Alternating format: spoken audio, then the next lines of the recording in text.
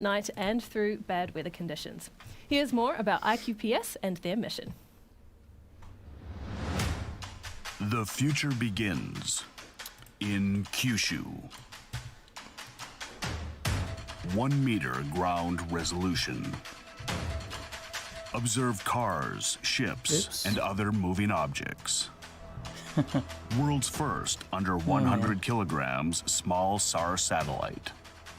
36 satellites observed near anywhere on Earth if anyone in an joins, average I'm just of trying 10 minutes. Different share from camera link satellites, here. radar satellites can take images even through clouds and even Oh, at thank dark you nighttime.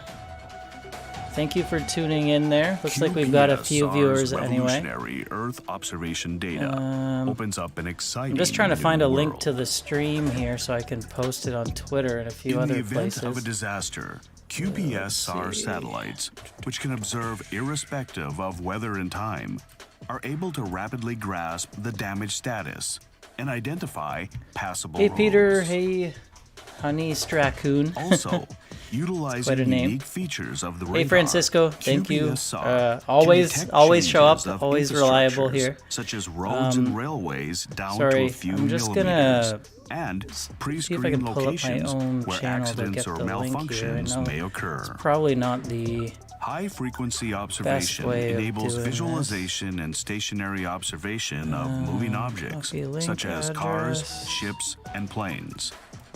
In addition, hey analyzing Tim, data, hey Chris, thank you guys for tuning in.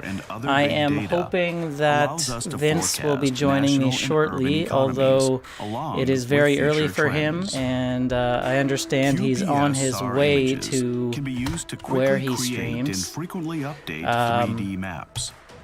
Okay, so let me just tweet this out while we're based on changing while conditions, we're watching the little countdown here. We still have 15 minutes to go, so there's still some time. Our ultimate goal is real-time map. A world in which satellite images are available for How are daily you guys personal doing use, tonight? just like social media. By the way, I do have my QPSR drink here. I hope you guys creates a also new have world by beverages. supporting This one is people actually and contributing to the only thing I had development left of in the Earth house. It's like a and vodka humanity. drink. I think it was my fiance's, but I stole Bring it. space And yeah, that's closer. right, Sean. Let's fucking go. QPSR. I'm pretty pumped for this one. I know some people were a little worried. I saw Stan's tweet today. He's like, "Look, if this goes off nominal, we're all fucked." And I'm just like, I have so much confidence in the team and Rocket Lab. I really don't see any problems arising. Today's mission is But our we'll first see. launch We'll see. after a 3-month hiatus. Definitely following our another September 19th level anomaly. of In the stress time and since, our excitement anomaly when you're a investigation shareholder, has I think. determined that the most probable cause of the of the rocket failing was a highly complex set of conditions that allowed an unexpected electrical arc to occur within the second stage's power supply system. Our team's top priority has been to find a way to mitigate this concern. They investigated not only the root cause of the anomaly, but any other vulnerabilities. Oh, thanks, Austin. across Already electronics. posted a link in the Discord as well. There are a couple Always of key on the corrective ball. I measures and changes do that have been appreciate applied that. to today's and all future Electrons to make our launch vehicle. There were that heavy much more winds, and reliable. that's kind of why In they fact, we delayed have it a couple improved our days. pre-flight vacuum testing regime with new instruments implemented in the pre-flight Vince, tests, I both at the component can't wait level for you and to the join stage here. level that can sense partial By the way, guys, let energy me know, discharge right down how's to the audio critical levels limits. on the We've also actual sealed up the video battery versus frame my on the second audio? stage that contains Do I all need of to the high raise or voltage lower connections that and or lower equipment mine? and pressurized it down to about 0.5 Still trying to, psi you know, for launch. figure out the whole live That's streaming why our thing. view from the camera above the battery Hey, frame will look a Spielberg, little bit thanks for different if tuning you in. followed And along yeah, with there's the Austin. Thank you, split Austin, difference. as well. And it's important to remember, though, that overall, Looks we have like had we 37 are at successful T orbital minus missions to place 13 minutes until 171 liftoff. satellites in And orbit. And the past 2 years had been a flawless record of 20 successful missions. hopefully one Vince will get after here the other. before then. So we But can't if- wait for today's return raise to the service video a to bit. add to that satellite Okay. tally once again. Absolutely. But right now, we are only 12 minutes away from liftoff, and you know what that means. Up next, we have our go no go poll. Oh, good. Where our We have the- operators we in have the mission chat control going here give a at the status bottom report right. on their systems to confirm whether or not we will proceed See with the if I count. can move Let's listen into this mission so it's control not- and check in on There how we we're go. tracking for launch. Hey, Quenzirus. Thank you for tuning in. I know there's a lot of places to watch this launch tonight, including Everyday Astronaut and a ton of other people. So thanks for joining me here. I definitely appreciate it.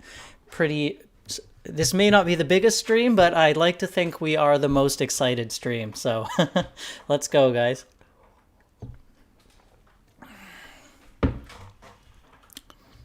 Oh, yes, and I was going to tweet out one other thing.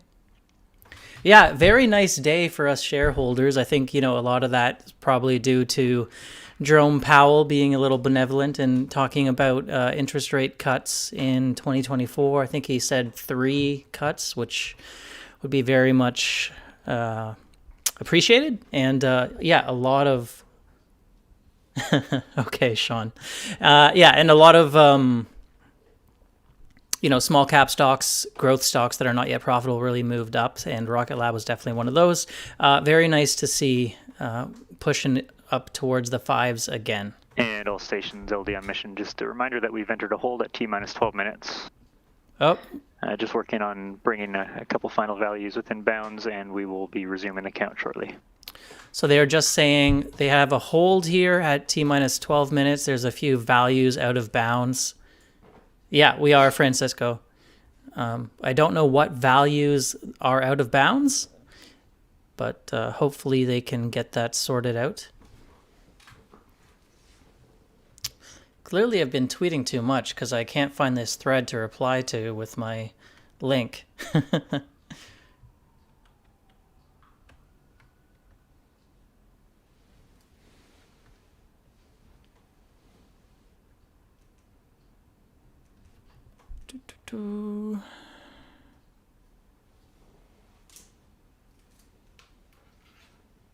Here it is.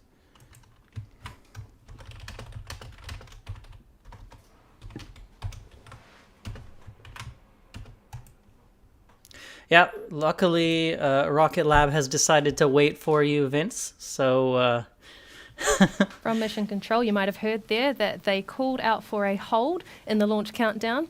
Now, our launch operators can call a hold at any point in the countdown if they notice anything unusual about the rocket before liftoff. What that means is that we've paused the clock at T-minus 12 minutes to give Mission Control time to take a look at the data and see what has raised that red flag.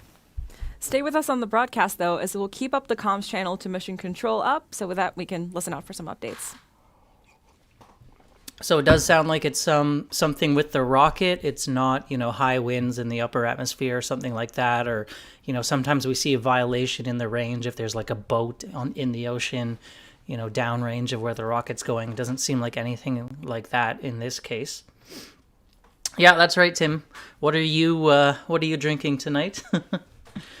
Tim is the guy who has the best merch and memorabilia I know. He's got some pretty cool stuff, and I definitely need to catch up.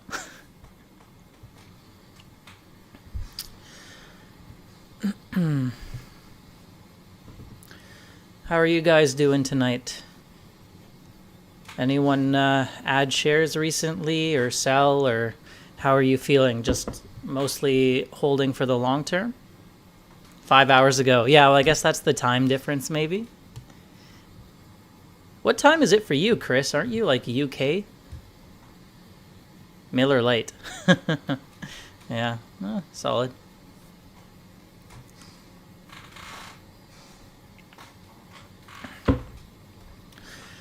And hold does build up the tension, yes. Probably everyone here is already a subscriber, but, I always just like to point out at some point in the stream, if anyone watching is not a sub, feel free to hit that button. It's much appreciated for sure. Sold 100 and bought back in.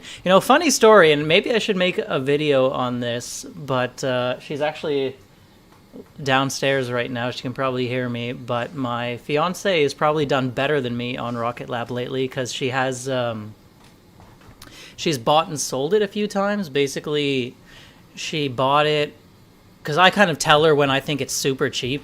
And she bought it like in the low 4s, and then a while back she sold it at like 6, And then she bought it again recently at the low 4s, and now we're up to 5 again, whereas I've just been holding. So at least so far, like, it's worked out well for her. And hey, Tony, thank you for tuning in. Very much appreciated. So yeah, so far, funny enough, the fiance, I guess, is outperforming me with my long hold strategy. Of course, the risk is, you know, maybe one of these times, maybe it's this time, if she sells at like 6 again, maybe we don't look back and the stock doesn't see the 4s again, in which case I win. So I think, you know, in the long run, I eventually will beat her as a mission. This time we're going to be resuming the count imminently. Please be prepared for the go, no go poll. We'll get straight into that as the count resumes. But please raise any issues you foresee immediately. Hey, Mark. How's it going? Thanks for tuning in. Haven't talked to you lately. I assume this is Mark H. Discussing cheap rocket. I mean, you know, there's nothing more exciting than that. Hey, Nick. How's it going down in Texas? Is it still pretty hot there this time of year, or does it get cold even down there? A few weeks ago at 412. Yeah, thanks, Cody. I definitely appreciate it. And all stations, the count has been resumed. We'll be proceeding straight into the go, no go sequence. Stage. Stage is go. Avionics. Avionics is go. GNC. GNC is go. Vcon. Do that, Tim, Vcon for sure. Is go. T1. Okay, I'm just going to listen in right now. GC. GC is go. Hearing the go, no go. PLS. PLS is go. RSO. RSO is go. That's a similar number to me, Mark. I've got Met about go. 11. RF. RF is go. MM.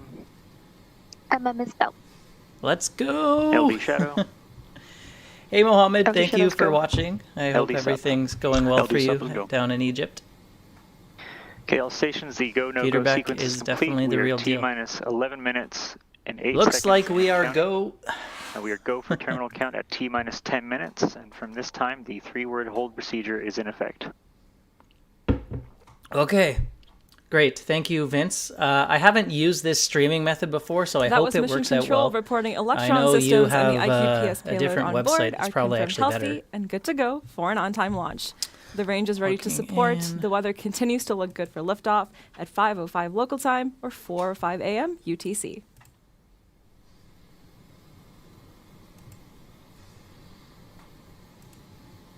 Let's go.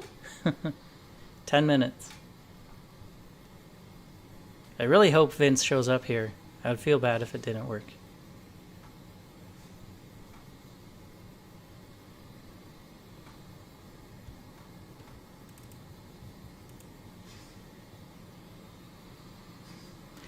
Hey, Stock Growth Wizard. I think I just saw you. You recently made a buy on Twitter, right? I think. Did you have more shares than me, even? I think you might have. I don't know. This is always the tensest part. I think for me, like once we start going, like the part I'll be Today's most mission is heading to a interested in 575 is kilometer the circular second stage, Earth orbit obviously, at a 42 degree that's what we've had inclination to add issues before IQPS's previously. next SAR satellite to its growing smallsat constellation. Let's fucking With go. its constellation, IQPS is aiming for frequent Earth observation, day and night, that can contribute to social issues such as disaster prevention, defense, and environmental research. Here's more from the IQPS team. Yeah, definitely. It definitely gets real, Francisco, when you own the shares. IQPS is developing small SAR satellites, QPSR in Animals Fukuoka, which is in- located in Kyushu, Japan, and currently operating 3 satellites. So Kyushu, You're this region has okay. a good Good for you, environment Growth. with rocket You're a launch little under facilities, me in terms a of history cost of basis. high-quality manufacturing A in little bit industries like less shares though, automobiles, but very similar. and educational opportunities in space engineering. I really hope we do, Sean. I was Our actually founder working on a established video on IQPS Archimedes. I think in it's Kyushu with a mission the to item develop the we really space have to industry watch the in this closest region. And we for- have carried on that mission by launching for neutron QPSR development. project in Kyushu and advancing the construction of a SAR satellite Show on stream. constellation. I think we have Vince Looking here. Can you hear beyond me, that, Vince? our vision is Yeah, to I can make hear you. Can you Japan hear me? the I can. birthplace of space innovation from Kyushu So I think you will have to pull up the video on your own end, but everyone will see both us and be able to hear you as well. So, guys in the chat, just let me know if you can hear and see Vince. That would be much appreciated. Yeah, I see myself now. Okay, good. Sorry, I was a bit late. It's my first rocket launch, and didn't know they start even earlier than 5 a.m. Yeah, sorry, like, I was thinking about that, and I knew you were going to get up early, and I was like, wait, shoot, does he think, like, the actual launch time is when the stream starts? Because usually, you know, it starts a little bit earlier than when it takes off. But, yeah. Observations at around 10-minute intervals. I wonder if I can bump up your volume a little high-resolution bit here. data. We envision contributing to the disaster management, infrastructure monitoring, and creating safe, secure communities in everyday life. Furthermore, after these global scale data are accumulated and combined and analyzed with other valuable data, can you listen in on your headphones? See the future one step ahead. And by being able to see a step ahead future, we believe we can liberate people from uncertainty and make people's life more efficient and productive, such as avoiding traffic jam. Okay, well, at least we have gotten confirmation that everyone can hear and see you, so that's good. There's a long way to go to achieve this. Yeah, that's good. I have an idea, maybe I can will become pull the it up backbone on to my foster a new, sustainable, and valuable environment for the world. Okay. It was this early April when we asked Rocket Lab if there's an available launch spot for our satellite. On behalf of IQPS, early April. I would like to appreciate all the Rocket Lab members for the hard work and making our satellite be launched. So how was it getting up for the launch, Vince? It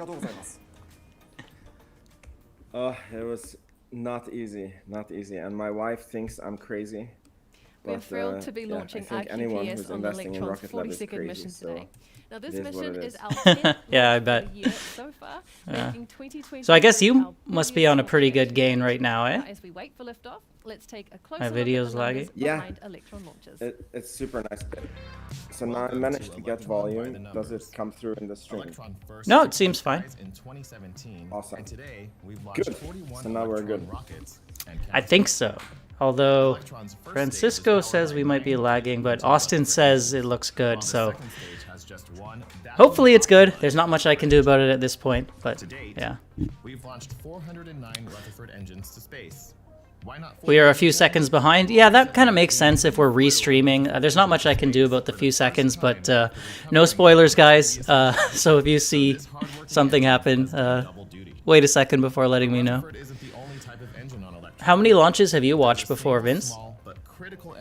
I watched super many SpaceX launches. Yeah. I was following them religiously until they managed to land the Falcon 9, but then it just became too many. Yeah, well, I mean, if they're launching all the time, like they're pushing 100, so yeah, I guess it gets a little bit less. Yeah, I don't know if there's any way you can increase your mic volume, Vince. There doesn't seem to be anything else I can do on my end. I've got you maxed. And 3 from Launch Complex 2, with more coming up.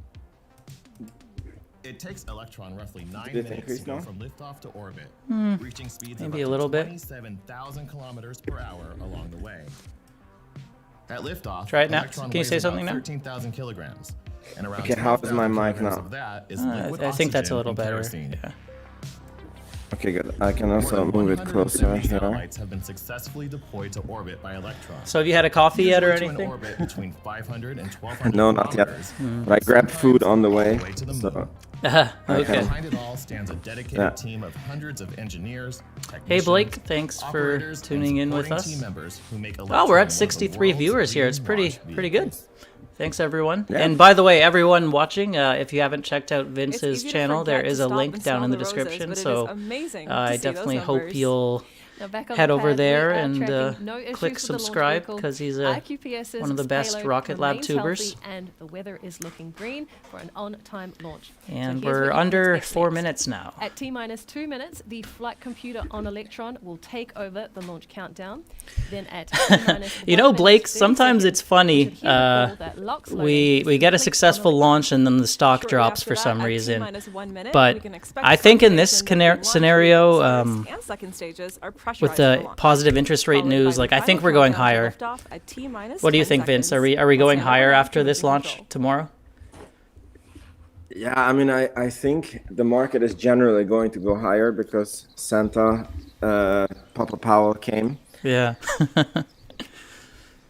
But one thing I know for sure, if this launch would fail, we're definitely going a lot lower. Yeah. Stan was on Twitter. He's like, if this launch fails, we're fucked. And I'm just like, yeah.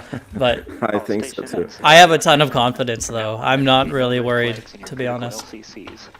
Beacon LD mission. Yeah. You know, I'm always worried before every rocket launch. Confirmed, locked. And I thought I would be a lot more worried, but I'm not more worried now that I'm a shareholder. I'm also quite confident in these guys. Yeah. And all stations, we are go for auto sequence start at yeah, me too. And Peter, I trust. Peter and the team. Exactly. I guess this one's not reusable, by the way. We don't see the red on the band there. By the way, should we, when the launch goes, like we just listen into the commentary there and then we comment on it, or we just talk the whole way through? Or? Yeah, I mean, I kind of like to hear the call-outs when they talk about the different stages, but yeah, you can talk. No, I also do. That's why I was asking. Oh, okay, yeah. Avionics batteries have switched to about cool, the we're launch. at T-minus 2 minutes. Power is disabled. Vehicle is fully on internal power. AFTS is green and enabled for All right, flight. guys. It's getting close. By the way, Dave, are you up now on your cost basis? Yeah, I am. We're close to $5 now, right? No, we're over $5. Are we over $5? Oh, thank you, Tomas, for your comment. I wonder if I can try this feature. Is complete. System is in recirculation. Anyway, yeah, I'm my cost basis is around 450, maybe a hair under that, so I'm also up right now. I guess I could have been early because, you know, I've held it for I guess like a year at this point. Versus you got in at a very good time. I've been super lucky this year with my stock picks. Yeah, but and you did very well on Palantir too. Yeah, I think it's pure luck. So I'm not like I'm trying to hold my ego down. I've been super lucky this year. Sometimes it's better to be lucky than good. Yeah. Yeah, I think we're going to keep going, Chris. I think we're going to get ahead of your cost basis as well soon. And yeah, Francisco. Okay, 30 seconds. Should have had a shot ready like some people on Twitter were suggesting.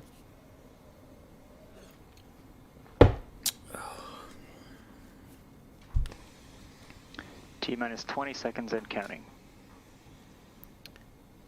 20. 10, 9, 8. Let's go. 7, 6, 5, 4, 3, 2, 1. Yes, come on. Lift off.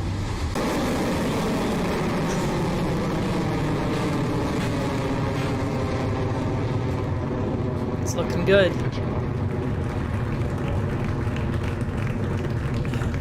I've got to see one of these in person.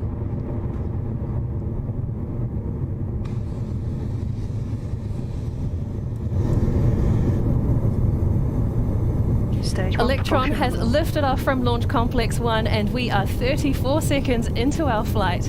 With Electron now clear of the pad, soon we will approach max Q, or maximum aerodynamic pressure, the moment of the most amount of stress against the rocket. So let's listen in for the call from Mission Control that Electron has passed max Q. Max Q, like I never worry too much about. Vehicle is supersonic, approaching max Q. High voltage discharge nominal. Okay. Here we go. Cleared max Q. No big deal. And there you have it. Electron has cleared max Q. A beautiful and nominal mission so far. Now up 15 kilometers in altitude as the rocket reaches speeds of more than 2,100 kilometers. Next up are 3 mission milestones that happen in quick succession. First up, we have MECO, or main engine cutoff. This has when all 9 Rutherford engines on the first stage throttle down and then shut off completely. Very quickly after that, we have the separation of the first and second stages, and you'll see that main booster tank fall away from Electron's second stage. We then have the ignition of the single Rutherford engine on Electron's second stage, as the mission continues to orbit. Those calls should be coming up from our operators in mission control very shortly. Wow, the view of Earth is so different from SpaceX here. Yeah. You just see the ocean. So beautiful. Yeah, I agree, Nick. Stage 1 propulsion holding nominal. Stand by for MECO in roughly 30 seconds. Getting close to staging. They've also really upgraded the camera views, so... 15 seconds to MECO.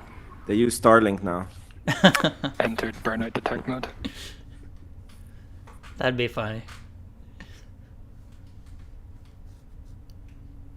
Okay, here we go, staging coming up.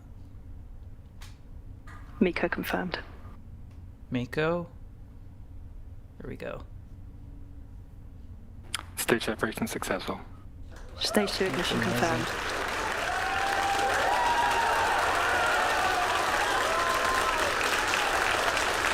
So this is about where we had the failure last time, I believe. As you can probably tell from that applause, we have had a successful MECO, stage separation and second stage engine start for Electron.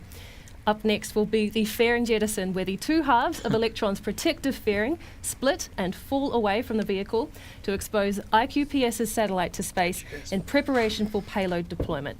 And we might see those 2 halves on screen too as we clear that next milestone. I'm not gonna lie, I was nervous when we came to stage separation. A little bit. Fairing separation. There we go. Fairing jettison succeeded. Nice. That was them there on your screen. Electron's fairing halves have fallen away as planned. I think there's some, At 3 this looks minutes and different. 42 seconds into the mission, here. the single Rutherford engine on Electron's second I stage know they pressurized continues to burn bright as we make our way to orbit. I wonder We have if a that's new it. view of the engine's nozzle that includes a nitrogen bottle that you can see on the top left of your screen, which has been introduced as part of an update to the second stage system. There you go. Now this is providing pressurized gas to the enclosure covering the second stage electrical system, helping to minimize the chances of electrical arcs. Stage 2 propulsion. I called Soon it. we'll reach a mission milestone unique to Electron, the battery hot swap. Electron's fuel pumps are battery powered, and once we deplete the first set of batteries, they're of no use to us anymore, and so we swap them out with a fresh set, ejecting the depleted ones so that they don't hitch a ride to orbit. That milestone should be coming up at around 6 minutes and 43 seconds into the mission, and so we have a while to wait for that milestone just yet. Yeah, battery jettison is the last part, I guess it could be. We are now 4 minutes and 42 seconds into flight and well on our way to orbit. So far, we have successfully lifted off, cleared the pad and passed through max Q, as well as had main engine cutoff and stage separation. Now, attached to Electron's second stage is the kick stage, where you can see IQPS's satellite right there, which is poised for deployment to a 575-kilometer orbit. If you take a look at the top graph on the right there, you can see that we have about 61% of propellant remaining, which will take us through to about T plus 9.5 minutes, where we will have engine shutdown and kick stage separation. I don't think they used to include that chart where you could see the 40 seconds remaining. Guidance is true. It's cool. What does it say? It's The Stage 2 Rutherford engine continues to perform nominally, and Electron is climbing steadily to its target apogee of 575 kilometers above Earth. And what a beautiful view we have so far. The IQPS payload atop the kick stage is less than an hour away from its home in orbit.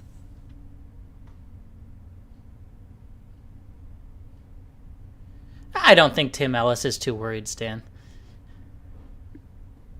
Throttling down. HVB discharge nominal, approaching. As we approach battery hot swap in the next 30 seconds or so, keep your eyes peeled because sometimes you can catch a glimpse of these battery packs falling away. Reminder that it would look a little different than usual due to the remedial work done on the Stage 2 power pack. Let's listen in for the call out for mission control.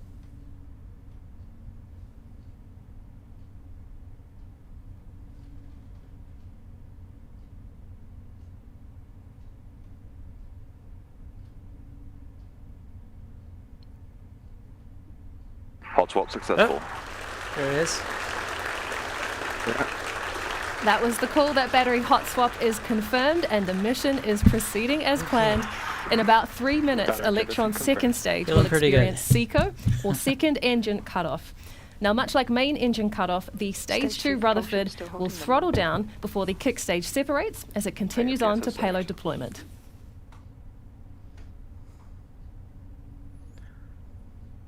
Whew. So it feels like now we're through the tough part. Yeah. Not too worried about the rest of it, knock on wood. But yeah, I think so. And I guess HVB battery discharge holding nominal. Since there is a kick stage, I wonder if they get, All right, higher a quick check in on the dials at T plus 7 minutes and 28 seconds. Electron is traveling at a speed of over 17,000 kilometers per hour and approaching an altitude of about 242 kilometers, which with some quick maths brings us another 300 or so kilometers to go in this mission. Now, after we reach that target, we will have a coast phase of about 45 minutes as the kick stage scoots around the other side of Earth and back into position, ready for payload deployment. Stage 2 propulsion still holding nominal.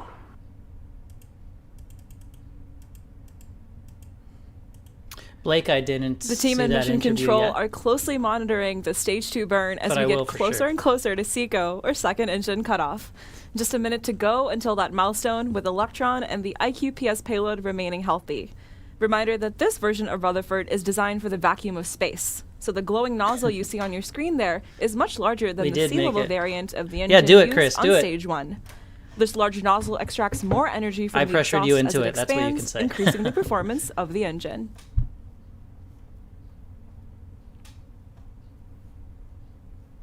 Thanks for tuning in, Nick. See you next time. Sorry, Vince, I feel like, the experience on this one isn't that great because I don't think you can see the comments as well and stuff, right? Compared to... I have my YouTube open, so I can see the comments, but I get the audio from YouTube, and then it's like 10 seconds ahead, and then okay. I'm a bit worried to speak because I don't know if I'm before, one of the interrupting. final milestones coming up for this mission is SECO. We'll talk after. Now we will see the second stage engine throttle down ahead of shutoff. Then the kick stage, which the satellite is attached to, will separate and begin its coast phase. So let's listen in to Mission Control for the calls.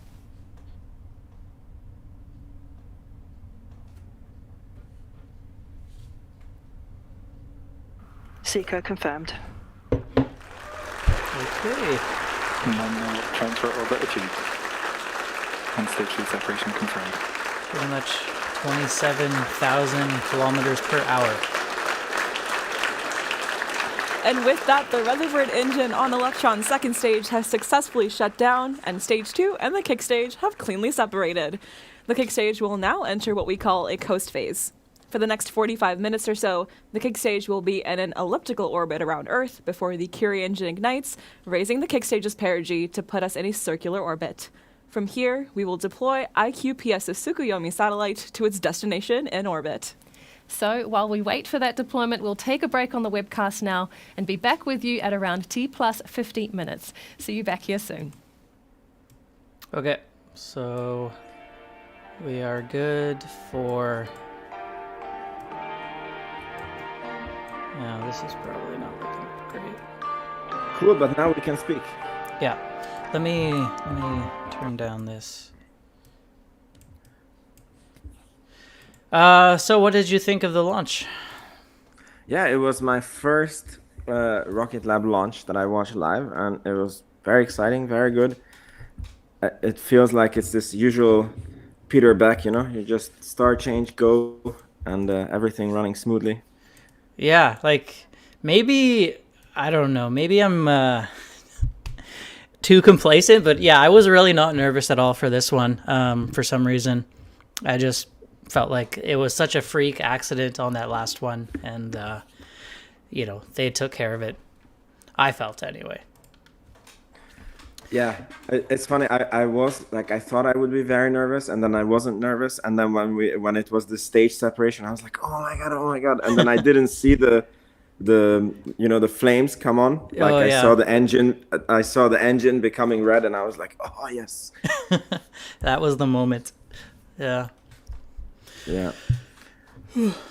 But so, how do you feel about the markets? Because I think Santa looks like Jerome Powell. Yeah, I mean, I'm just happy, to be honest. Like, I feel like I've been waiting for the point where we're kind of over the hump on interest rates for 2 years, and I know he didn't kind of say 100% they're not raising anymore, but like, I feel like this is it, and yeah, I think it's. Hopefully things will be better the rest of the way. It was a tough time there for a lot of investors. Like maybe not you. Like how did you have a rough year on the market, say like 2022-ish? Yeah, I did, because that is when I made the shift. So like in 2021, I started with technical trading, and then I did I didn't start, but like I was on the market with technical trading, and I really nicely outperformed the market. And then when the bear market started, I really nicely outperformed the market the other way. And then I did a recess of like, how do I want to continue as an investor? And I decided to be like this super long term, and then Palantir was sort of like the test of this new logic. And then I bought Palantir, and then it went down. I bought again, it went down, and then I bought again. Yeah. And at one point, I think I was 50% minus, I think, on the position.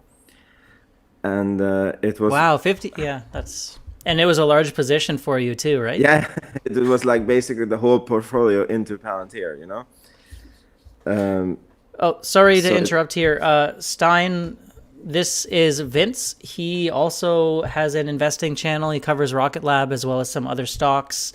There is a link to it in the description. And yeah, I would recommend everyone check it out. And by the way, we did just hit 105 viewers. So I think that is a record for any live stream I've ever done. So it's great. Thanks everyone for tuning in. Anyway, sorry, you were saying? Yeah, so I was down 50%. That was not nice, and yeah, then the rest is history. Now I'm probably up. When I look into my broker account, it says my year-to-date performance on the portfolio is like 197% or something like this. That's amazing. Is that must be partly Tesla as well, though, right? No, because I didn't have good timing. So here's the thing: like this year, I've been crazy lucky on the positions. I don't know how it happened. So I bought Palantir, and then I had very little money left to buy Tesla, and Tesla was something that like I bought too early, like before the drop. And then I became super bullish on Enphase, but I didn't have money to buy Enphase. And then like Enphase dropped like crazy, and then I even think my thesis broke on Enphase. And then I bought Rocket Lab, and I seem to have managed to buy it at this like local bottom, basically. Like, I mean, I didn't catch the lowest price, but I bought everything at 422. Yeah, I think like 380 versus 422 is long run. Yeah, shouldn't be. That's a great price. Yeah. I mean, I'm very happy with it, and since I bought, it's been going up. So it's like the positions that I've been wrong on, I didn't have money to buy, or I didn't have money to buy a big enough position, and then the ones that I ended up buying, they went like super well, Mm-hmm.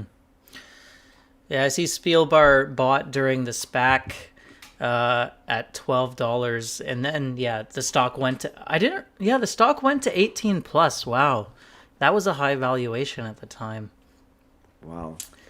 It's so funny. I wasn't around at that time, but I'm curious, like what like you and me would have thought on the valuation,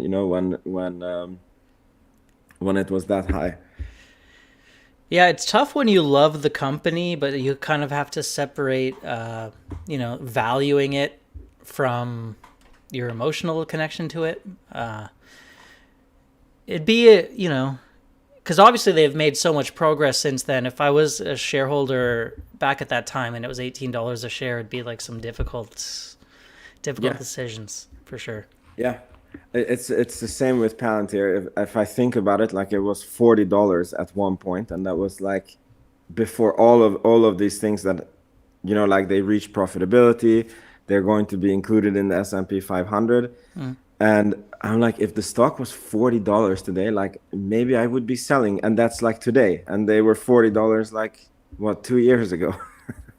That's nuts. Oh, Palantir also hit like $40 out a couple years ago. Yeah. That was a wild time. Like, and that was the time, I think, like a lot of it kind of bled into my strategy and stuff like that too.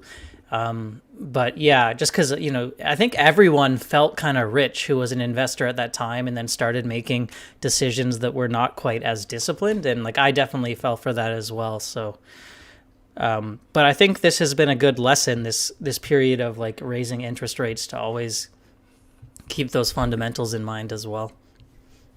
Yeah, I mean, even personally, I have changed because of this, because I feel that, I don't know about you, but I feel that I became an adult in the zero interest rate environment. Yeah, that's probably fair to say. Yeah, and how do you call it? Like I was really loose on like using credit cards, and you know, I was always like paying them off, but I don't know, I had like a not good logic about loans, you know. And then it's so funny when I speak with my parents, they were always like completely different on how they think about money. And now with this cycle, like I feel I became like my parents. I'm like, yeah, private loans are very bad, you know. Even if you take loans in your company, you need to like really make sure that you can, like I'm definitely not careless like I was before. Yeah, it's crazy what a different cycle will do to you. I know, you know, even just mortgage rates here make such a huge impact to cost of living. And then when you combine, you know, your mortgage costs going up with all your stocks like plummeting, like it was rough for a while there. And that's, of course, when I decided to start a YouTube channel about investing. So I guess you were probably similar timeline as well, right? Yeah, it's true. It's true. And on top of it, YouTube, I think in itself is also very depressing, because like, I don't know about you, like one always, like if I do anything, like I always want it to be a business, right? And somehow, like I would say, YouTube doesn't make financial sense for many years until you do it, and you kind of have to love doing it, and that's the only way that you will make it as a creator. Like if you are willing to do it, even if you're not getting paid. And yeah, it's very interesting. Yeah, sorry, 42 was just saying that he made a good trade there, buying at 4, selling at 5, and then as in 3 weeks. So yeah, the pretty good move. Always risky when you do that kind of thing, but glad it worked out for you. So is there, let's say we go to 8+ in this run. Would you consider trimming some shares? No, because I did this, as I said, like I started with this trading in and out, and when this crash happened, and then I lost because, you know, like of course when the market is going up and you're trading, like you will probably make more money than the market. But then if the market is going down and you're trading, you will lose more money. Yeah, like exactly. You will outproduce And I looked at my performance as a technical trader in 2021, and I think in the end I produced maybe 3% more than the S&P 500. And basically the amount of time that I put into trading for those 3%, like I analyzed it, that I would have been better off working in McDonald's. Right. Well, to be honest, I'd probably be better off working in McDonald's than, you know, YouTubing. But I have a lot more fun with the YouTubing, so I'm still going to keep doing it.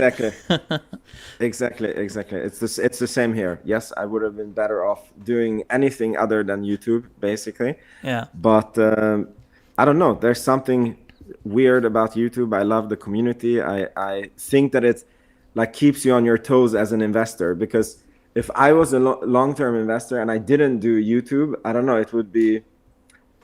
I could just feel so aligned, you know, that you get to do your own research and then you share it. And then I feel that I do more research because I care about the audience. And then it's like somehow better for my own investing. So it's like, yeah. It's a good feedback cycle. Like, you know, before I started the channel, I would make trades not doing enough research. And now, like, I tell everyone everything I do. And I'm like, okay, I better know what I'm talking about. So it definitely helps from that point of view as well. Yeah. And plus you get to interact with a lot of people. And I feel that your research becomes a lot better, you know, because it's not just like, not just my viewpoints. Like I have to, you know, like, of course I follow your videos and, you know, Matt Money videos and many other videos. And like, I don't, how do you call it? Because I see these creators who is like, yeah, I didn't even watch any other creators. I didn't read anything. This is my pure thoughts. And I'm definitely not one of those guys, because while I don't like parrot what other creators are saying, I think it's definitely, you know, more eyes see more, you know, like you can catch things that I don't catch. And I can have holes in my thesis, you know, and then I can listen to someone else and it's like, yeah, I'm actually wrong on that point. And yeah. Sorry, Gio is just asking, he wants to be clear if the launch was a success. And pretty much it was, but we do have one step left that we're waiting on confirmation, and we're not going to hear that for, I think, probably another 20 minutes or so, Gio.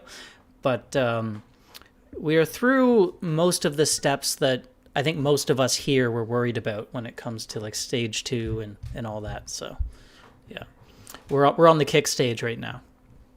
Yeah, the rocket didn't blow up, so yes, it's a success. No explosions. So, although with Rocket Lab, not a lot of their failures have actually come from with explosions, unfortunately. You know, sometimes you just like to see that big explosion. How big can an explosion be when your rocket is, what is it, an 18-meter rocket? Yeah, not massive, but they could still make a decent, you know, crater in the ground, I would think. Yeah, 95% done, I would say, Francisco. And things are looking good. So, and then another question in the chat was, you know, can we expect the stock to be up tomorrow? And I can't make that prediction because I've watched several of these launches now, and then a launch will go off without a hitch, and I'm like, great, the stock's going to go up tomorrow. And then sometimes it's down. So maybe it's like a, you know, buy the rumor, sell the news type thing or something. I don't know. I can't predict it anymore. But I don't even try to trade around launch days. It just seems like you never know. But in my opinion, just like successful launch plus the positive moves the overall market are making, I think it's more likely to be up, but we'll see. Well said. We cannot predict the future, but there is definitely a market tailwind, I think. And on top of it, do you think they're going to launch one more this year? I don't think so anymore. I mean, I really hope they do. I'll say if they do, it's a bonus. It's not expected anymore. Back when they announced the return to flight, I thought they would squeeze in 2, but what do you think? Are you thinking 2 now? No, I don't know. I don't know. I don't know what to think, because I think they have capacity at the pad. What I'm trying to say is, just because this launch was delayed, they have a second launch pad, as far as I understand. They have, you know, what is it called? The clean rooms to handle more satellites. So just because this one was delayed, it doesn't mean that they couldn't parallel work on the other one. So I don't know what to expect.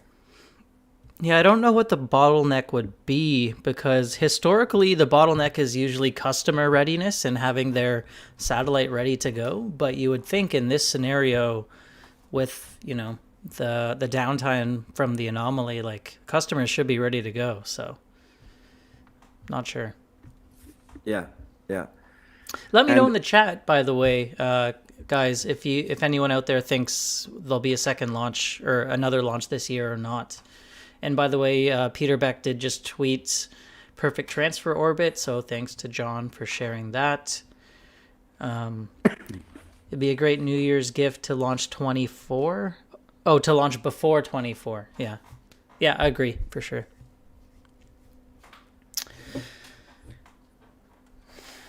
So I was just going to say that regarding the stock, like this launch starts a period where they will have a launch every 17 days, maybe wild. even higher.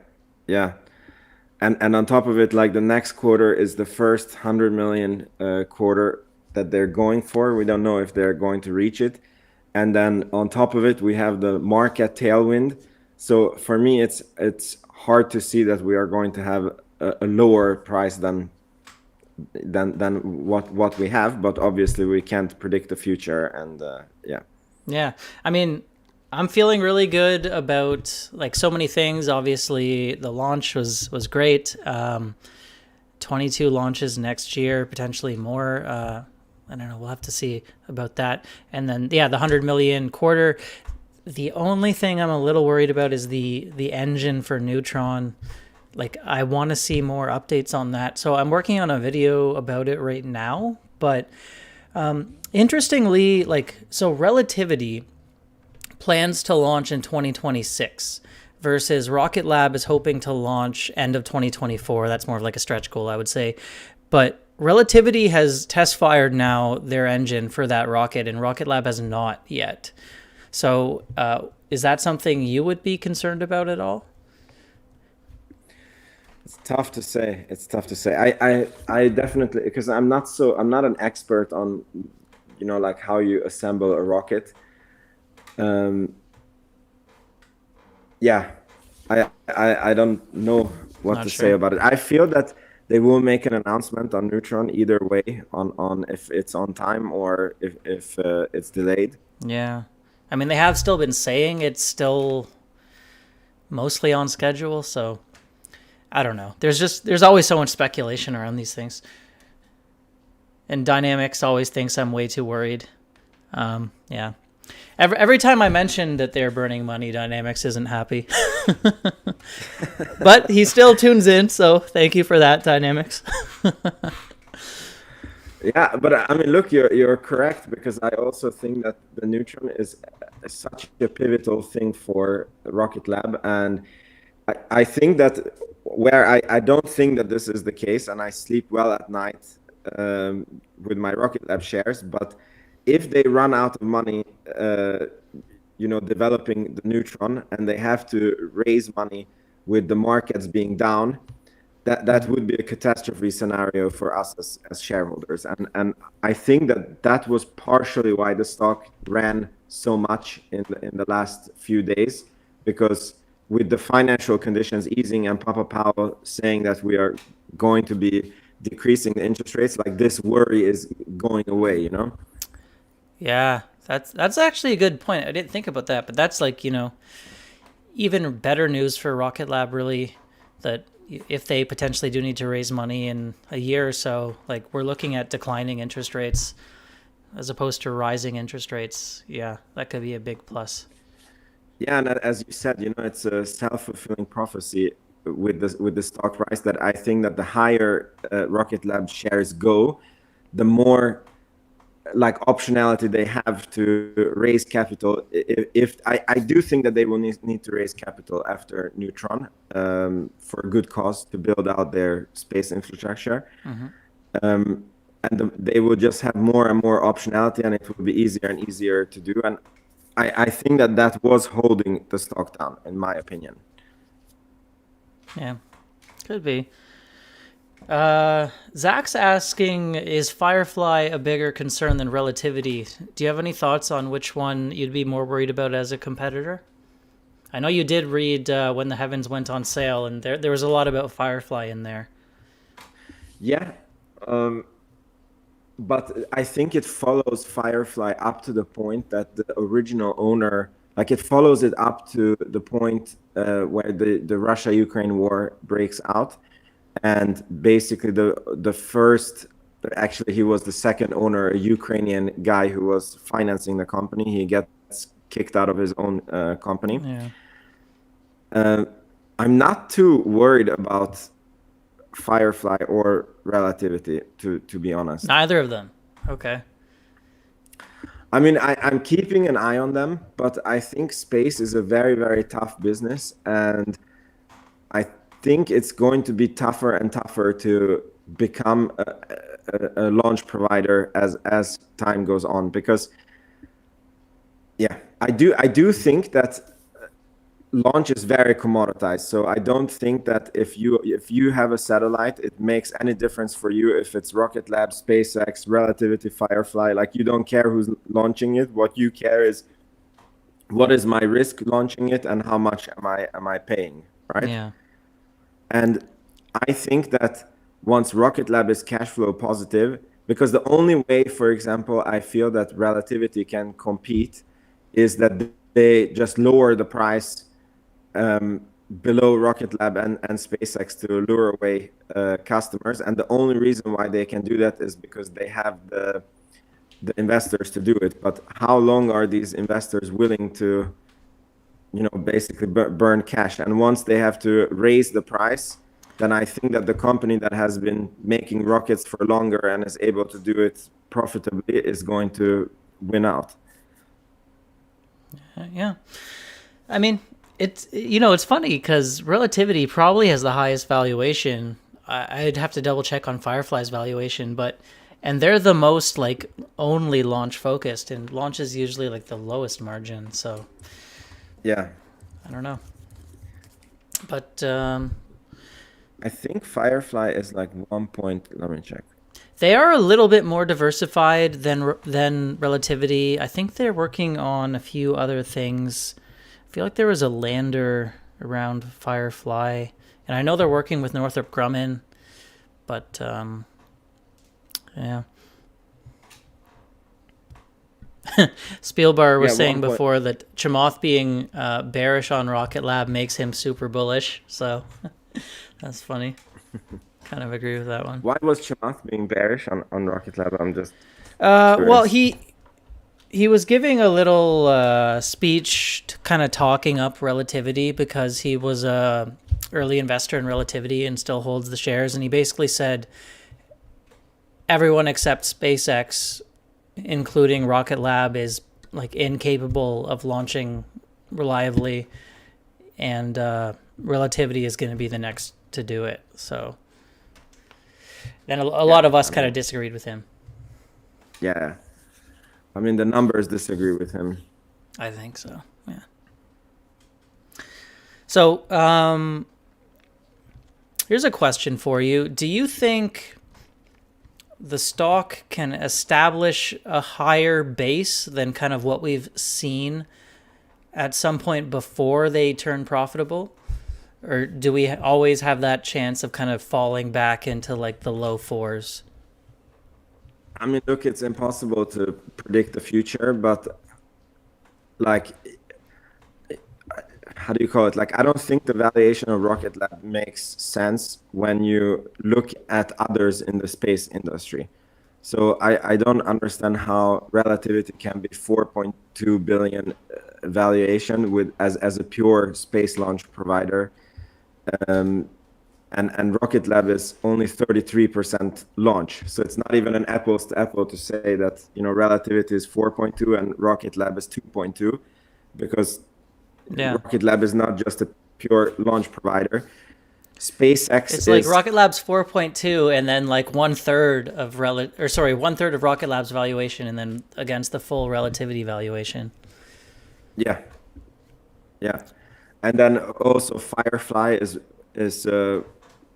way more okay, it's not more valued, but like if we would take that 2.2 billion is Rocket Lab and 33% of that is, what can that be?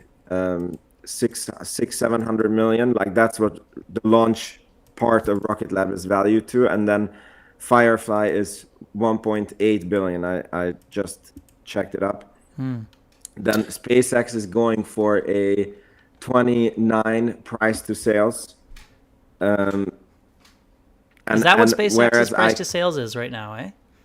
That's interesting. Sorry, I hear you very low, Dave. I don't know if...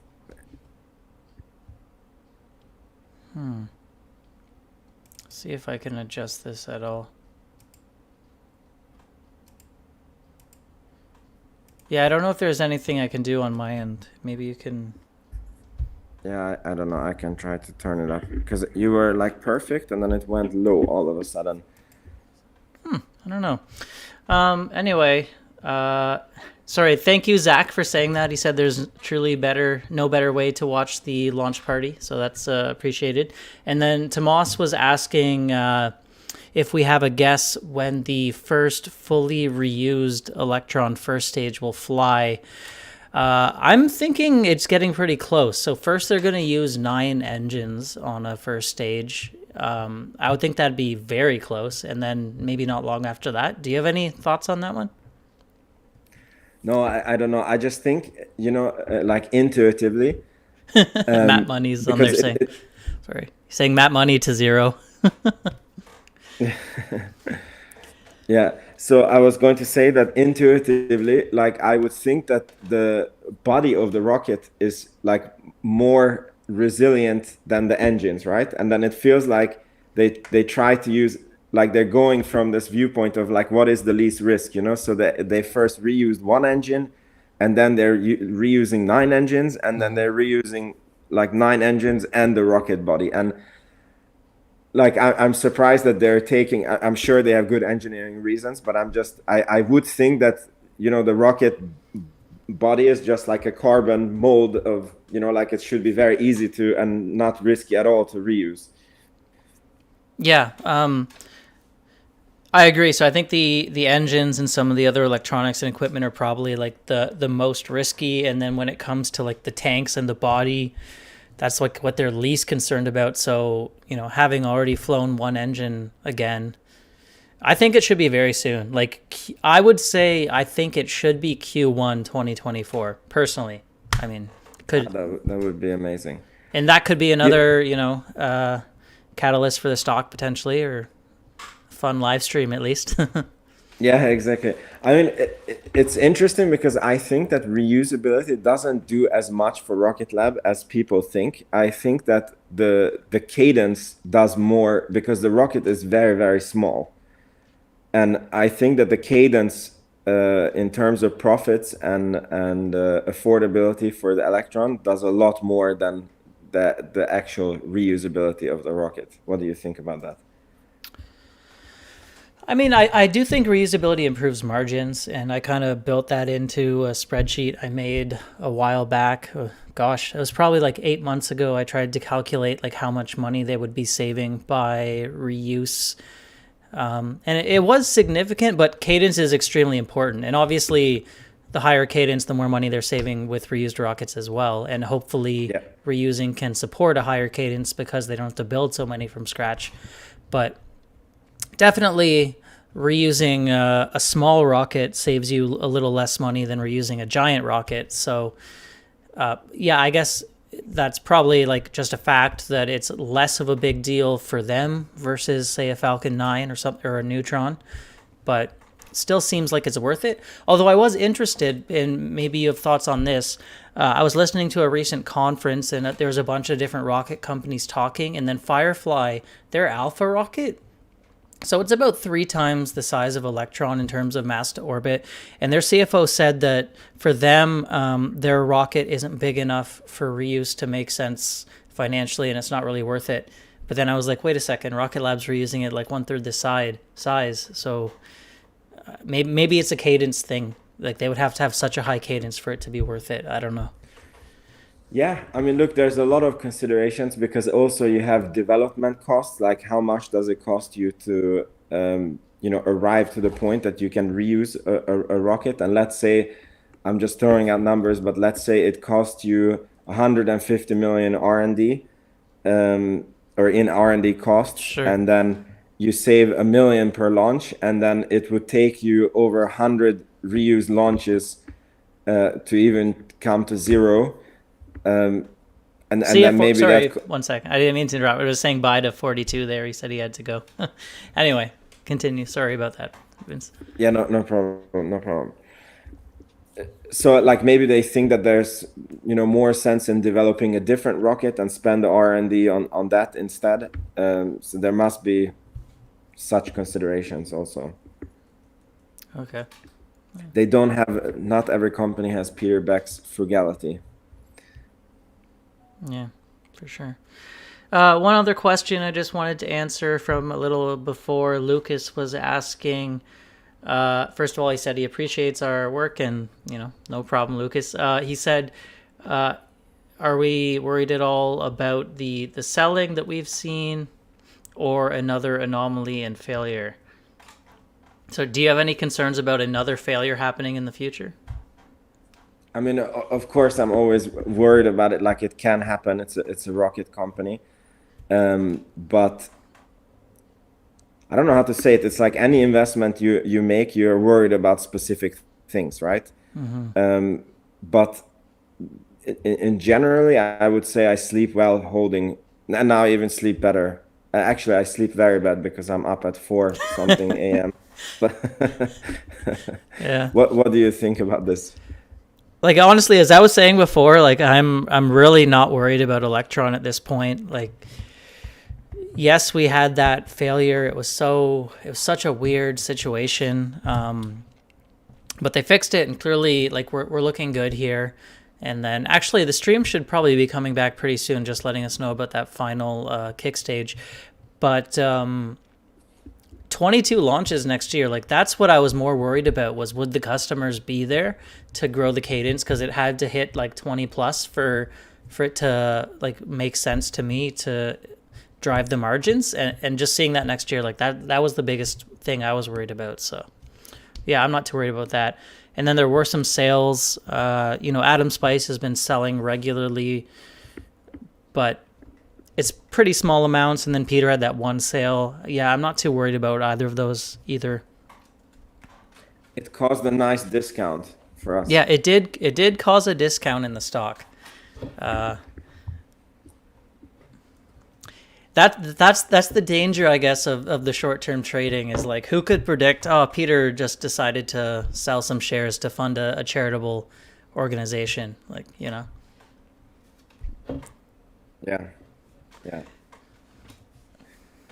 So I guess also the right way to phrase it is rockets can always blow up, but Electron is such a proven vehicle at this point that even if one blows up, it's not like Astra, where they have one successful launch and then 2 blows up, and then one successful launch and then 2 blows up.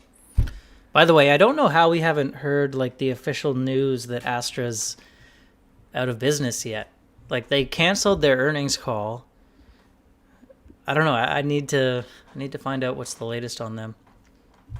And Matt Money says everyone should sell the stock. By the way, Vince, are you still planning to do your Rocket Lab Weekly this week? Yeah. And I was actually hoping to also have Matt Money on some stream, but I started organizing quite late, and then I had to do my work, and then but hopefully maybe we can do some stream together. Okay, so yeah, everyone watching, watch out for that stream, 5 p.m. Saturday as usual, at least Eastern time. So. Yeah, we're coming up on 1 minute, Francisco says, so thanks for letting us know about that. We should be hearing soon. Maybe I'll. This is what's crazy about the rocket launch, that it can go wrong at any point. Like, just because we came this far, it doesn't mean that it can't go wrong. Don't be getting too stressed out on me here, Vince. No, I'm not getting stressed out, but it's just crazy when you think about it. It can be that the kick stage burned too long, or it burned too little, or it didn't separate, or. Yeah, you know what? They've sent a payload to near rectilinear halo orbit around the moon, so I'm not too worried. Jeez, I think this one drink is hitting me.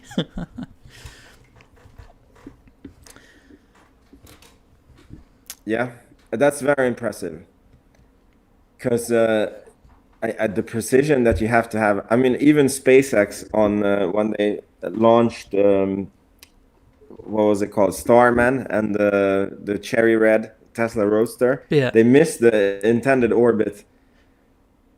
And did they overshoot, I think, or they undershot? I don't know. But I do remember hearing something about that, yeah.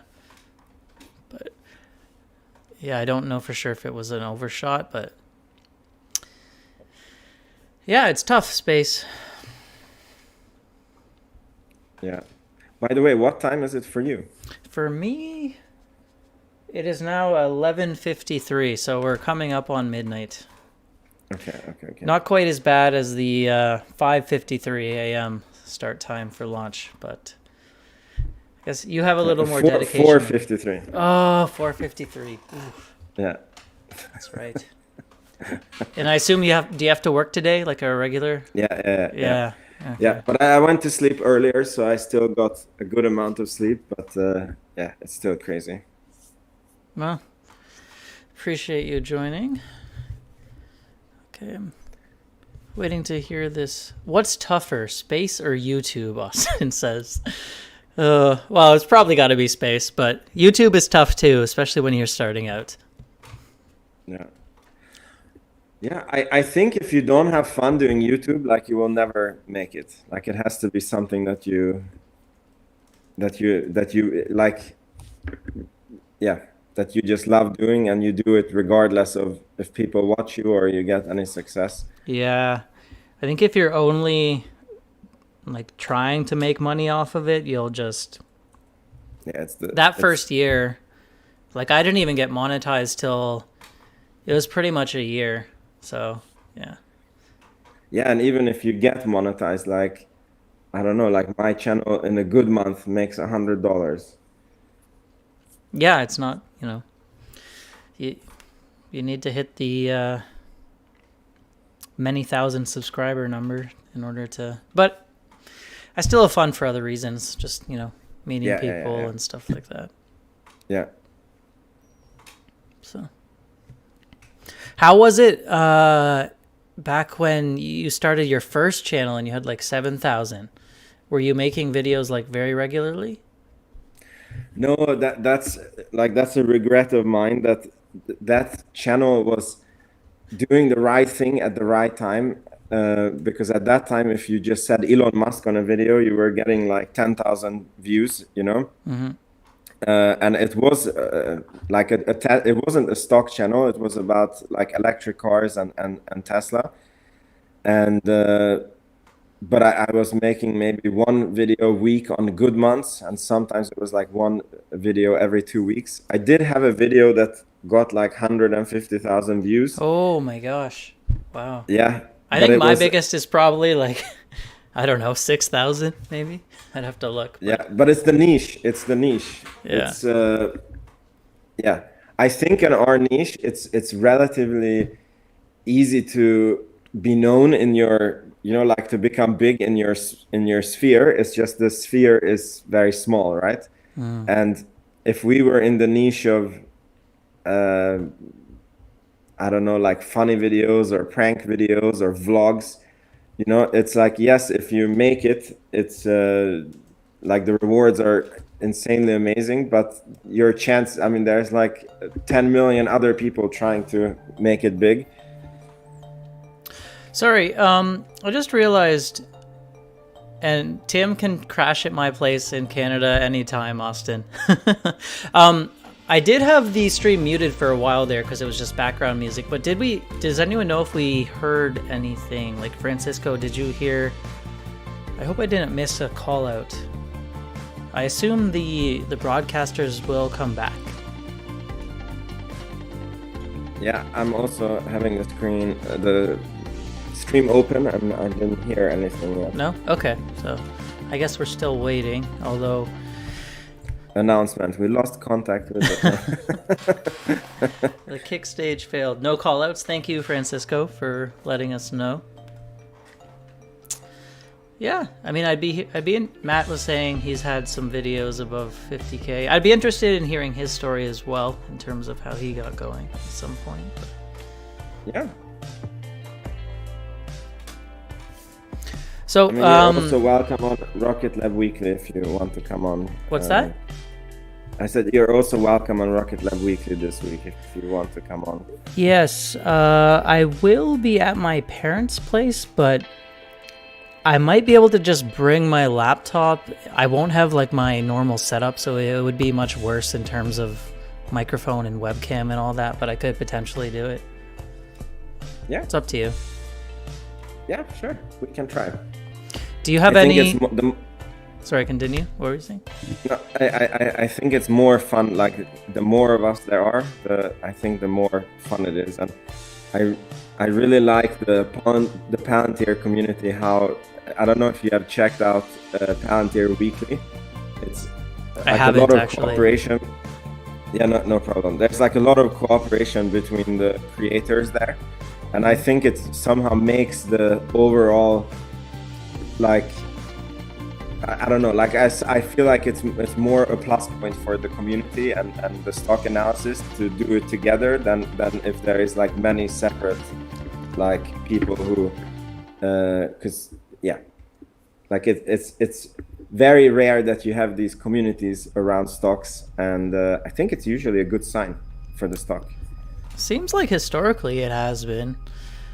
Yeah, it's funny because, you know, for a while I feel like it's just been maybe me and like Stock Trek covering Rocket Lab. Now we've had you and Matt and a few other people talking about it, and I think it's like a net positive for everyone. Like the more people talking about it, the more people are interested in it, and it grows for everyone. So yeah, definitely. Like I definitely welcome it. So maybe I'll try to make it for the weekly. Do you have any sneak peek tidbits for videos you're thinking of in the future? I mean, okay, a question to you. Do you have, because I normally make the videos on the fly, like I go through the day and then I'm on Twitter, I look at what's the news that is happening, and then I get thoughts myself. For example, I did this video about comparing Rocket Lab's valuation to other companies, and that was like something that I was wondering, like I wonder how Rocket Lab compares to SpaceX and all these companies, and then I researched it for myself, and then I was like, oh my god, this doesn't make any sense. So then I did this video of like how Rocket Lab valuation doesn't make sense. Is that like sort of on like a price to sales basis, or? Yeah, but also on like if you just look at the valuation of other companies, like how can startups that don't have any successful vehicles and they are just planning to do launches be valued like double than Rocket Lab, who is a company that is having successful launch after successful launch, Yeah, no, I'd be interested in hearing about that. It definitely doesn't make a lot of sense. Do you have like ideas on like sort of that you have like 10 ideas ahead and then you research the videos as you go, or? Yeah, so for me, I usually have a few ideas I think about doing, and then there's some ideas that are kind of timeless, like you can make them whenever. Kind of your valuation video, you could make it tomorrow or like in 2 months. And then there's some like, this big news item happened today, and then you just want to talk about it. But the funny thing, I think, is sometimes I try to make these very elaborate videos, and I spend all this time editing and gathering footage and all that. And then I spend so much time on it, and then I make the next video is just me talking to the camera with no plan, really. And then that other video does equally well, and I'm just like, oh, come on. Like, should I even spend money doing all this research and editing? But yeah. Hello and welcome back to the webcast looks like we're back, of Rocket guys. Lab's 42nd Electron launch, a dedicated mission for IQPS. In case you missed it, today's mission has progressed nominally so far, with a perfect liftoff from Launch Complex 1 at 5:05 p.m. local time in New Zealand, followed by a clean first and second stage burn all the way to orbit. While we were on our break, our small but mighty Curie engine on the kick stage ignited to circularize our orbit. There's a few more seconds left in this burn, then the engine will shut down and the moon god will awaken. Let's hand it back over to Mission Control as we listen in for those final calls.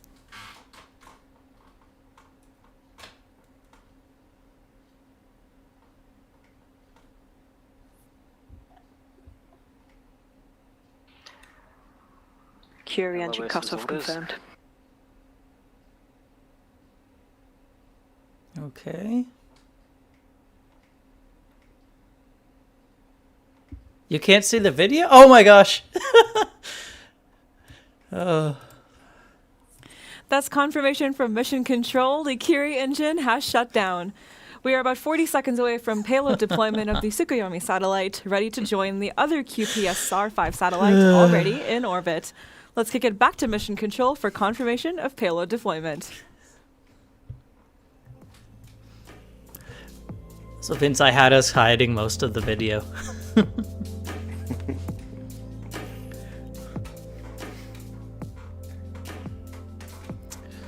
So the burn ended. We're just waiting on that Payload separation. Deployment confirmed. Here we go. You heard it there from Mission Control and from the applause from our team. Payload deployment is confirmed. The Moon God has awoken and Tsukuyomi is now in orbit, ready to perform its mission to provide Earth observation imagery in rain, hail, or shine. A massive thank you to the team at IQPS for entrusting us with your mission. And congratulations to the Rocket Lab team on our 42nd Electron launch. That brings us to the end of today's broadcast, but keep an eye out on our social media channels for more footage and photos from today's beautiful launch.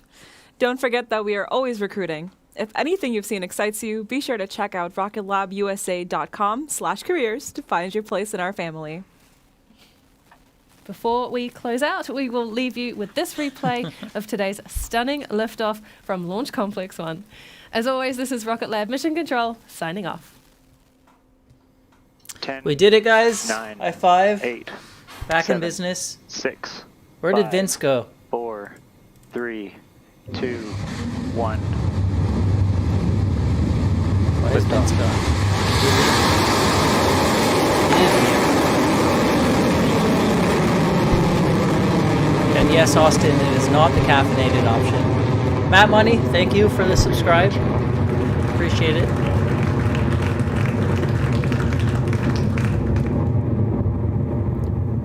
Okay.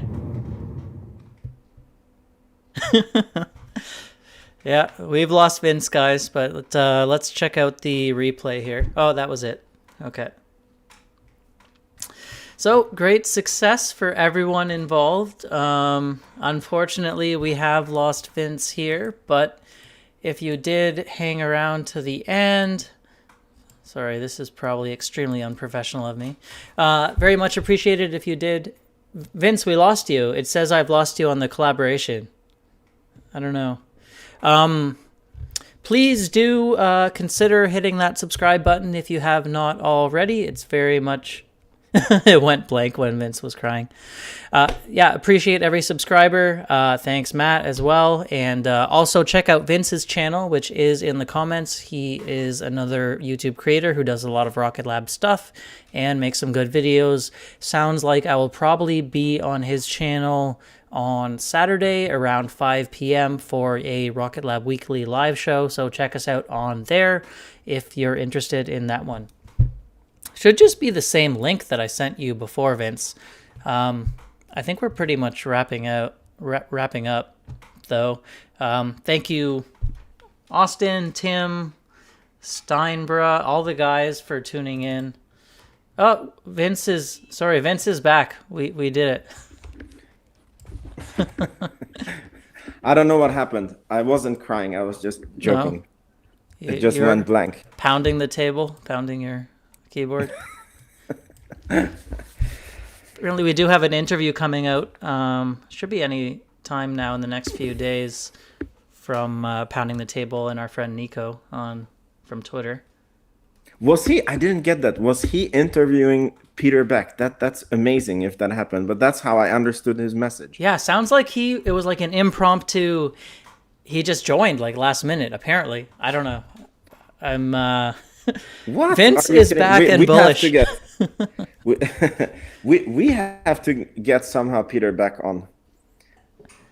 Yeah, maybe one day. I don't know. I've emailed Rocket Lab like investor relations once or twice, and I think it was like media contact, and then I was like, I give up. I'd probably just mess it up anyway. But it would be fun. Oh, Nico's even in the chat. Nico, we are waiting anxiously for your interview. Please do let us know on Twitter once it goes live. Oh, so Nico, did you speak to Peter Beck, like personally yourself? That's. Let's see if he said yes. Really? Wow. Now I'm really jealous. Yeah, me too. But by the way, I think that these companies, because it's the same with Palantir, that somehow like they have a back off, I think, from interacting with the investor community, especially on YouTube.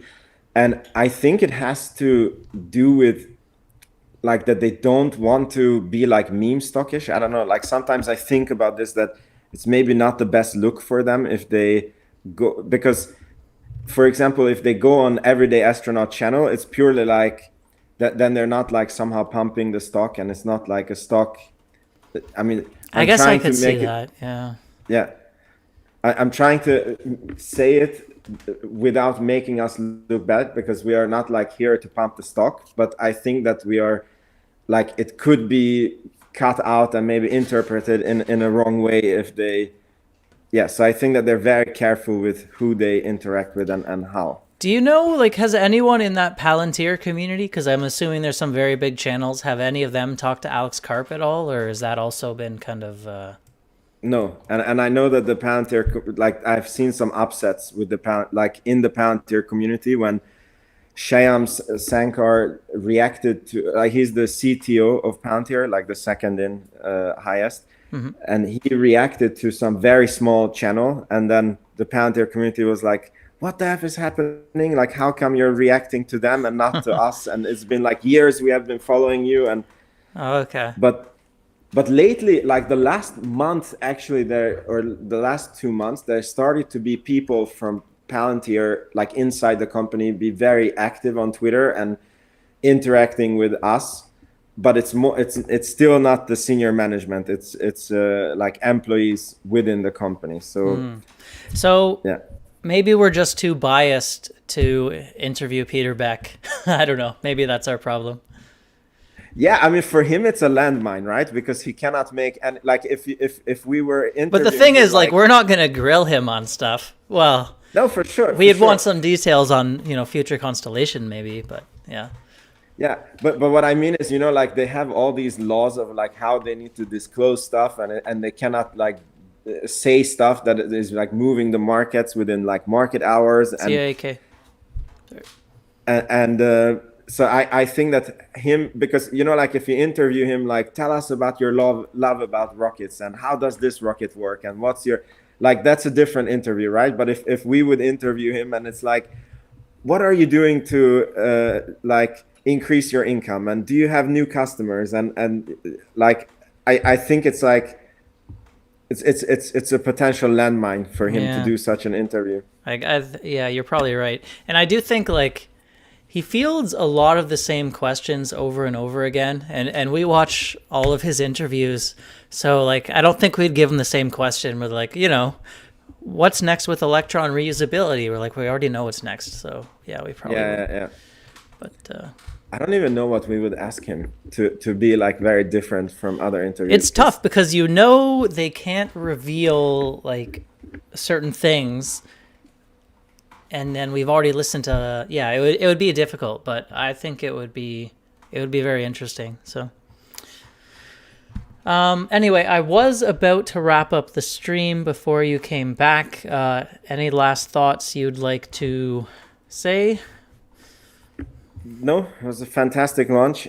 I must say that seeing the Earth from New Zealand, it was like, I've never seen Earth from that viewpoint, because it was really just a blue ball of ocean, where you cannot see any land. That was breathtaking for me. Yeah. And fantastic launch. Congrats to the team. And I'm really jealous of Nico. I'm also very jealous of Nico. He says just reach out and ask for an interview. I'll have to ask him like what email address. Anyway, I'll deal with that offline. But thank you, Nico. We do look forward to your interview, and we will be watching you on Twitter. Thank you guys, everyone, for clearly one drink is too much. Thank you, everyone, for tuning in. Do check out Vince's channel, and if you haven't subscribed, I hope you consider doing that.